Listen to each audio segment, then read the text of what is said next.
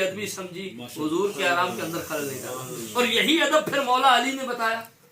عصر کی نماز جاتی ہے جاتی رہے, قضا ہوتی ہے ہوتی رہے, نماز قضا ہو گئی لیکن حضور کو جگایا نہیں. جب آنکھ کھلی حضور کی خود, حضور نے پوچھا علی کیوں روتے ہو؟ قربان جائے ان مقدر والوں کے آنسوؤں پر.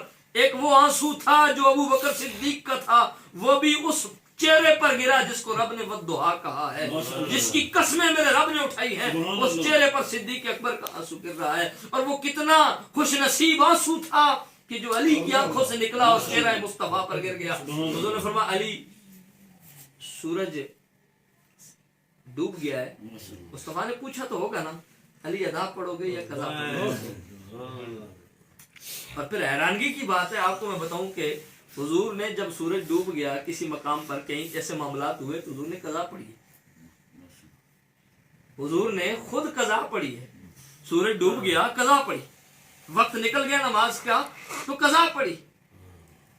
یا رسول اللہ یہ کیا ماجرا ہے کہ آپ خود قضا پڑھتے ہیں علی کے لیے, سورج لے آتے ہیں واپس. فرمایا یہی تو بتانا چاہتے ہیں چونکہ جو کچھ میں کروں گا وہ شریعت بنے گی, اور اگر میں بھی سورج لوٹانا شروع کر دوں تو کسی کی قضا ہو گئی تو اس کے لیے سنت کہاں سے آئے گی. اس لیے ہم قضا کریں گے تاکہ قضا کرنا بھی میری سنت بن جائے. اور رہی بات سورج لوٹانے کی تو دنیا کو پیغام دینا چاہتے ہیں جو مصطفیٰ کے ادب کی انتہا کر دیتے ہیں ان کے لیے اگر سورج ڈوب بھی جائے مصطفیٰ واپس لے آتے ہیں. تو حضرت مولا کائنات ادب کی انتہا کی صلہ یہ ملا. اور حضور کے صحابہ کرام تو ادب کی کیا بات ہے, کس طرح ادب کیا کرتے تھے. حضرت برا ابن عازب حضور کے صحابی ہیں ایک, قربان جائے ان کی عظمت پر. ان سے کسی نے پوچھا بھائی کس جانور کی قربانی ہو سکتی ہے؟ جانور ہے نا, مفتیان کرام فتویٰ دیتے ہیں کہ اس کی ہو سکتی ہے, اس کی نہیں ہو سکتی ہے, کانا ہو, پہنگا ہو, لنگڑا ہو, لولا ہو, بتاتے ہیں لوگوں. کہنے لگے جی کس جانور کی قربانی نہیں ہو سکتی؟ تو حضرت برا ابن عازب کہنے لگے کہ تمہیں میں یہ نہ بتاؤں جو رسول نے بتایا تھا, جو حضور نے بتایا تھا وہ نہ بتا دوں. کہا جی وہ بتا دے. ابن ماجہ کی حدیث ہے اور ابن ماجہ سیستہ کی کتابوں میں سے ایک کتاب ہے. فرمایا میں بتاتا ہوں. حضور نے فرمایا کہ جو جانور بیمار ہو اس کی قربانی نہیں ہوتی. حضور نے فرمایا جو جانور لنگڑا ہو اس کی قربانی نہیں ہوتی. حضور نے فرمایا کہ جس کی آنکھ پھوٹی ہو اس کی قربانی نہیں ہوتی. اور حضور نے فرمایا جو اتنا کمزور ہو کہ اس کی ہڈیوں کا گودا ختم ہو چکا ہو اس کی قربانی نہیں ہوتی. اب یہ 4 جانور حضرت برا ابن عازب نے کروایا. یہ تو ایک فقہی مسئلہ تھا وہ بتا دیا, لیکن برا ابن عازب کا ادب دیکھیے. کہنے لگے یہ 4 جانور میرے مصطفیٰ نے انگلیوں پر گنے تھے. حضور نے فرمایا ایک یہ ہے, ایک یہ ہے کہ یہ 4 انگلیوں پر گنے. لیکن برا ابن عازب کہتے ہیں میں انگلیوں پر نہیں گنوں گا, میں انگلیوں پر گن کر نہیں بتاتا کیونکہ میرے محبوب کی انگلیاں بہت بڑی ہیں, برا ابن عازب کی انگلیاں بہت چھوٹی ہیں. ان انگلیوں کا ان انگلیوں کے ساتھ کیا مقابلہ, اور واقعاتاً کوئی مقابلہ نہیں, کیونکہ یہ انگلیاں کیا ہیں, وہ انگلیاں تو رحمت کے چشمے تھے. جب پانی ختم ہو جاتا تھا تو ان سے رب رحمت کے چشمے جاری کرتے. آج ہمارے لوگ احتیاط نہیں کرتے, مولوی صاحبان سمیت کئی لوگ ایسے ہیں اپنے آپ کو بڑا غوث قلندر اور پتہ نہیں کیا کیا سمجھتے ہیں, اور الٹے سیدھے اشارے کر کے بات کو سمجھانے کی کوشش کرتے ہیں. جی میں آپ کو حضور کی حدیث سمجھا رہا ہوں جی, پریکٹیکل کر کے. جی حضور کی انگلیاں, حضور نے ایسی انگلی کی, حضور نے ایسے اشارہ کیا, حضور نے ایسے ڈنڈا رکھا, حضور نے ایسے گلے لگایا, حضور نے فلاں صحابی کو یوں کیا. او بھائی تیرا گلے لگانا اور حضور کا گلے لگانا اس میں کوئی فرق نہیں ہے. تیرے ہاتھوں میں اور نبی کے ہاتھوں میں کوئی فرق نہیں ہے. اور یہ بات برا ابن عازب کو نہیں سمجھ آئی, تجھے سمجھ آ گئی ہے کہ حضور نے جفا کس طرح لگایا تھا, حضور نے انگلیوں کے اشارے کس طرح. ہم نے تو استادوں سے یہی پڑھا ہے کہ جب حضور نے ہمیں استاد جی خود حدیث پڑھاتے ہوئے بخاری شریف کے اندر یا دیگر کتابوں کی جب حدیث پڑھا رہے تھے تو انہوں نے جب یہ بتایا کہ حضور علیہ الصلوۃ والسلام نے بیان فرمایا کہ جو بندہ 2 بچیوں کی پرورش کرے گا وہ جنت میں میرے قریب اس طرح ہوگا. استادوں نے فرمایا میں انگلی کا اشارہ کر کے نہیں بتاتا کہ حضور نے کیسے بتایا تھا, اور اس لیے نہیں بتاتا کہ کیا پتا میرے محبوب کا اشارہ کیسا تھا, اور جیسا میرے محبوب کا اشارہ تھا میں اس کے برعکس کر دوں, اس کے الٹ کر دوں تو پھر یہ تو میرے محبوب کے طریقے کے خلاف ہو گیا نا، یہ تو محبوب کے آداب کے خلاف ہو گیا۔ تو بزرگ تو اس حد تک احتیاط کرتے ہیں، تم کو جناب کبھی ادھر سے چل کر جی حضور ایسے گئے، حضور ایسے چل کر فلاں صحابی ایسے چل کر آئے، حضور نے ایسے پکڑا، انہوں نے کچھ مور نبوت دیکھی، ایسے حضور نے دکھائی، اپنی پیٹھ سے پتہ نہیں کپڑے اٹھا کے دکھا رہے ہیں، کبھی سینے لگا رہے ہیں جی حضور نے ایسا، یہ کون سا دین ہے، یہ کون سی، اگر یہی شریعت ہے تو برائے ابن عازب کو سمجھ نہیں آئی، انگلی کا اشارہ کر کے بتاتے جی ایک جانور یہ ہے، دوسرا یہ ہے، تیسرا یہ ہے، چوتھا یہ، لیکن فرمایا جانور 4 ہیں، جانور بتا دیتا ہوں جن کی قربانی نہیں ہوتی، لیکن انگلیوں کا اشارہ کر کے، حضرت برا ابن عازب فرما رہے ہیں، ابن ماجہ کی حدیث ہے کہ انگلیوں کا اشارہ کر کے میں نہیں بتاتا کیونکہ میری انگلیاں بڑی چھوٹی ہیں، نبی کی انگلیوں کا مقام بڑا بڑا ہے، اس لیے یہ احتیاط کرنی چاہیے کہ جب حضور کے معاملات کو بیان کریں تو اپنے معاملات کو کہیں اور رکھیں اور حضور کی ذات کو سوچیں کہ حضور کی ذات کا معاملہ کیا ہے، حضور کی عظمت کے معاملات کیا ہیں۔ حضرت اور صحابہ کرام نے یہ احتیاط کیا، تو غوث پاک فرماتے ہیں مجھے یہ علماء سے آپ سنتے رہتے ہیں، آپ فرماتے ہیں میں واعظ نہیں کرتا تھا، تقریر نہیں کرتا تھا، تو مجھے حضور کا دیدار ہوا خواب کے اندر، فرمایا عبد القادر واعظ کیا کرو، کہنے لگے یا رسول اللہ میں عجمی ہوں، میرا عجمی علاقے سے تعلق ہے اور میرے سامنے عربی لوگ بھی موجود ہوتے ہیں، بڑے بڑے فصاحت و بلاغت والے لوگ موجود ہوتے ہیں، میں ان کے سامنے کیسے گفتگو کروں گا، مجھے جھجک محسوس ہوتی ہے، مجھے جو ہے وہ ایک جسے کہتے ہیں کہ ڈر سا محسوس ہوتا ہے، میں ان کے سامنے بات نہیں کر سکتا۔ حضور نے فرمایا عبد القادر نہیں محسوس ہوگا، منہ کھولو۔ حضرت شیخ عبد القادر جیلانی فرماتے ہیں اور شاہ عبدالحق محدث دہلوی نے اس چیز کو لکھا ہے کہ 7 مرتبہ حضور کریم نبی صلی اللہ علیہ وسلم نے اپنا لعاب مبارک حضرت غوث پاک کے دہانے پاک میں ڈالا، فرمایا اب واز کرنا انشاءاللہ اللہ برکتیں عطا فرمائے۔ حضور تشریف لے گئے، کچھ دیر کے بعد حضرت غوث اعظم فرماتے ہیں مولا کائنات تشریف لے کر آئے۔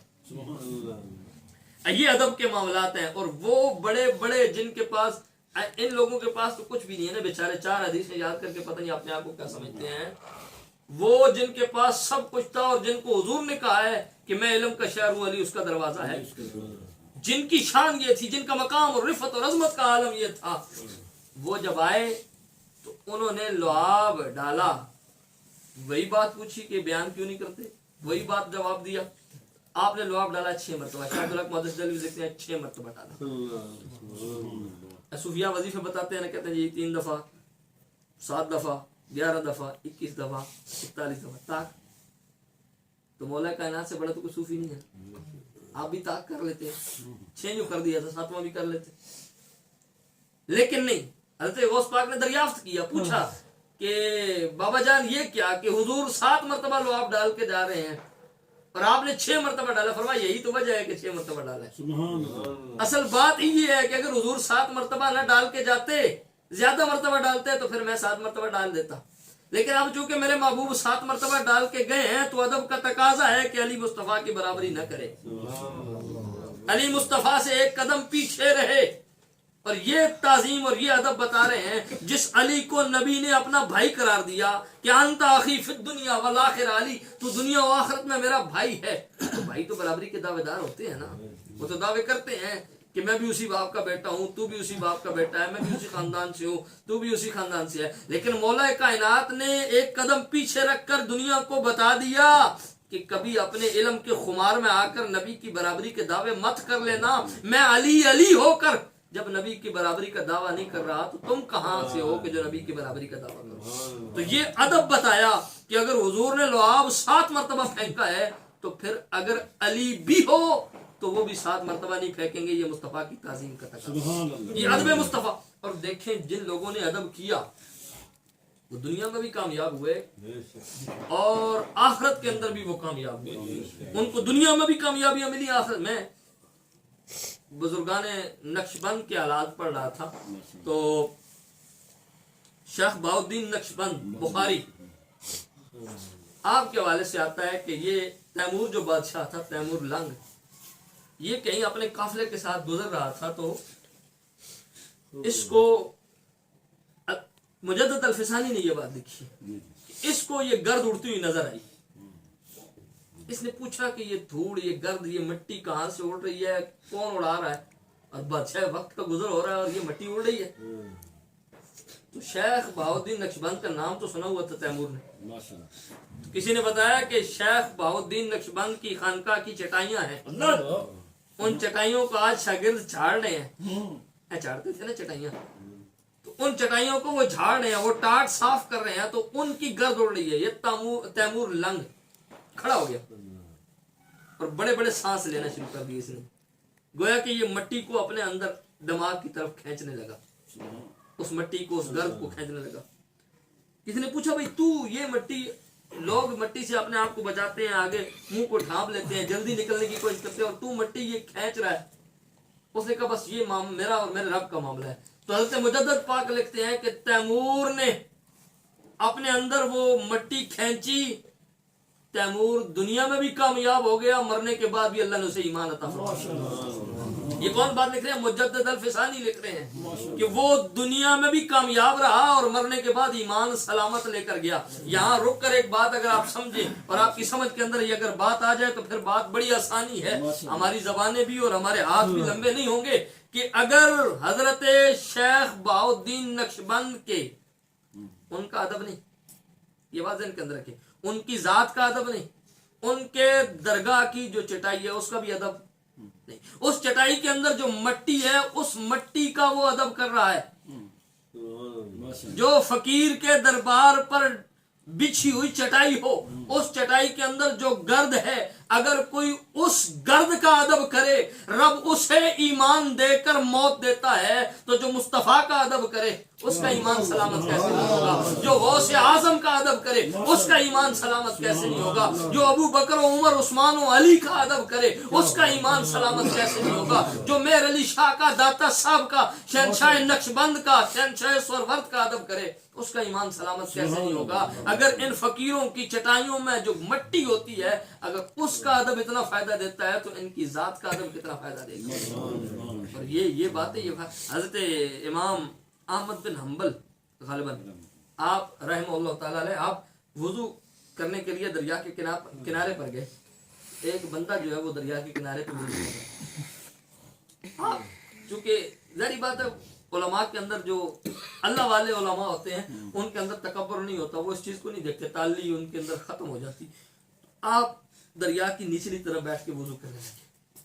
اب اس بندے نے دیکھا کہ یہ امام احمد بن حنبل اتنا بڑا امام ہو کر یہ نچلی طرف بیٹھ کے وضو کر رہا اور میں اوپر والی طرف بیٹھ کے وضو کروں. اس کے دل نے نہیں گوارا کیا, وہ اٹھ گیا وہاں سے. اس وضو وہ پہلے سے کر رہا تھا, حالانکہ وہ سوچ سکتا تھا کہ یہ بعد میں آیا اوپر بیٹھ جاتا ہے, میں نے منع کیا, لیکن اس کے دل کے اندر ادب تھا, چونکہ تعظیم کی کیفیت تھی, تو وہ اٹھ کے وہاں سے نچلی طرف آ گیا. اب امام احمد بن حنبل اوپر والی طرف ہو گئے. وہ وضو کرنے لگا, اس نے وضو کیا, اس نے امام صاحب سے کچھ نہیں کہا, امام صاحب نے اس سے کچھ نہیں کہا. وہ وضو کر کے اپنا کام چلا گیا, امام صاحب اپنا کام چلے گئے. وضو کے بعد کچھ عرصہ گزر گیا, وہ بندہ مر گیا. اس کو کسی نے خواب کے اندر دیکھا اور پوچھا بھائی تیرا معاملہ کیا ہوا ہے, بتا کوئی تیرے ساتھ رب نے کیا کیا؟ اس نے کہا رب نے بخش دیا ہے. فرمایا کس وجہ سے؟ نمازوں کے, روزوں کے, حج کے, زکات کے. فرمایا اور تو مجھے کوئی یاد نہیں کہ کیا چیز میرے کام آئی ہے, صرف اتنا یاد ہے کہ امام احمد بن حنبل کا جو ادب کیا تھا کہ ان کا اوپر والی سائڈ پہ بیٹھ کے وضو کرنا میں نے یہ پسند نہیں کیا, میں ان کے قدموں کی طرف چلا گیا, نچلی طرف سے وضو کیا تھا. بس اتنا ادب امام احمد بن حنبل کا کیا ہے, اللہ نے اس ادب کے صدقے بخشا. یہ لوگ حضرت امام, یہ ان لوگوں نے ویسے مقام نہیں حاصل کیا. حضرت امام مالک رحمہ اللہ تعالیٰ علیہ, آپ کے والد سے آتا ہے, بس آخری بات کر کے میں بات کو ختم کر رہا ہوں. آپ کے والد سے آتا ہے کہ آپ حدیث پاک پڑھا رہے تھے, حدیث پاک پڑھاتے ہوئے آپ کے قمیص کے اندر بچھو گھس گیا. اب اس نے آپ کو ڈسنا شروع کر دیا, کیونکہ ظاہری بات ہے جس طرح کی جیسی عادت ہوتی ہے وہ فطرت سے مجبور تھا. اس بچھو کو کون سمجھائے کہ یہ وقت کا امام ہے, حضور کی حدیث پڑھا رہا ہے, کیونکہ وہ فطرت سے, نیچر سے مجبور تھا. اس نے ڈنگ مارنا شروع کر دیا. اب شاگرد کہتے ہیں کہ امام صاحب کا معمول سے ہٹ کر چہرے کا رنگ بدلنا شروع ہو گیا, لیکن آپ تسلسل کے ساتھ حدیثیں پڑھاتے جا رہے ہیں, آپ نے اس کے اندر کوئی رکاوٹ نہیں پیدا کی. جب حدیث کا درس ختم ہوا تو شاگردوں نے پوچھا حضور کیا بات ہے, آج آپ کے چہرے کا رنگ کچھ بدلا سا لگتا تھا. آپ نے فرمایا قمیض اتار کر دکھائی تو آپ کو 6 جگہ پر اس بچھو نے ڈنگ مارا تھا, 6 جگہ سے انہیں ڈسا تھا. آپ نے فرمایا میری قمیض کے اندر بچھو گھس گیا تھا, اس نے 6 جگہ سے مجھے ڈنگ مارا. شاگرد کہنے لگے जब पहली बार गुस्सा था उसने डंग मारा था, बता देते निकाल लेते। बाद में फिर सारे फरमाया मैं हुजूर की हदीस पढ़ा रहा था, मैं हुजूर की हदीस पढ़ा रहा था, और हदीस रसूल का ये अदब है कि दीगर मसरूफियात और दीगर मामलात को छोड़कर सिर्फ उसकी तरफ तवज्जो रखी जाए। आप खुद सोचें कि जो इमाम हुजूर की हदीस का इतना अदब करता है वो हदीस वाले का कितना करता है। जो हदीस का इतना अदब कर रहा है वो हदीस वाले का कितना अदब कर। और मैं जब ये पढ़ रहा था तो मेरे ज़हन के अंदर वो शहंशाह नक्शबंद की जो बात है, मेरे ज़हन के अंदर ये बात है कि यार वो उनकी चटाई की जो गर्द है, अगर उसकी ये शान है तो मदीने की मिट्टी का क्या मकाम होगा, उसकी अजमतों का आलम क्या होगा, और उसको रब ने कितनी शान अता फरमाई होगी। ये तो वो आम गर्द, चलो मैं तो नहीं आप कह सकता, ये भी बड़ी बेअदबी है कि एक वली की चटाई से निकलने वाली गर्द आम नहीं होती, लेकिन हुजूर के शहर की गर्द के मुकाबले में तो उसका कोई जो है वो इतना मकाम नहीं है ना। लेकिन हुजूर के शहर की गर्द का फिर आलम क्या होगा कि अगर इनकी चटाई से निकलने वाली गर्द की ये शान है। तो दोस्तान मोहतरम, ये बातें अदब वालों की समझ में आती हैं और इन बातों को अदब वाले ही अपनाते हैं। रब के कुरान ने कहा कि लितुमिनु बिल्लाहि व रसूलिही व तुअज़्ज़िरूहु व तुवक्किरूहु व तुसब्बिहूहु बुक्रतन व असीला। सूफिया इकराम ने इसके तहत बड़ी खूबसूरत बात की है कि ताज़ीम और चीज़ है और तौकीर और चीज़ है। ताज़ीम हद के अंदर रह कर की जाती है। वालिदैन का आप अदब करें, बुजुर्गों का अदब करें, जो बड़े हैं उनका अदब करें, वो हद के अंदर रह कर किया जाता है। इसको आप ताज़ीम कह सकते हैं। तौकीर वो चीज़ है कि जो हर हद से निकल कर की जाती है। महबूब के लिए ये बात है कि महबूब की ताज़ीम भी करो, तौकीर भी करो, और महबूब की के लिए कोई हद नहीं रखनी। जब महबूब के अदब की बात आए तो फिर हद से निकल कर करो। क्यों? इसलिए कि उस महबूब की शानों की कोई हद नहीं है, उसके जिक्र की रिफत की बुलंदी की कोई हद नहीं है, उसके मनसबे शफात की कोई हद नहीं है, उसके अख्तियारात की कोई हद नहीं है, उसके इल्म गैब की कोई हद नहीं है। उसको अल्लाह ने जो शाने, जो कमालात, जो मुआजिज़ात अता फरमाए, उन मुआजिज़ात की कोई हद नहीं है। उस अल्लाह ने उस नबी को जो खैर कसीर अता फरमाया, उस खैर कसीर की कोई हद नहीं है। फरमाया फिर तुम भी महबूब की ताज़ीम में कोई हद न रखो, हर हद से बढ़कर महबूब का अदब और ताज़ीम करो। और जो हर हद से बढ़कर महबूब का अदब और ताज़ीम करेगा दुनिया में भी कामयाब रहेगा, मरने के बाद भी कामयाबी उसका मुकद्दर है। यार जिंदा सोबत बाकी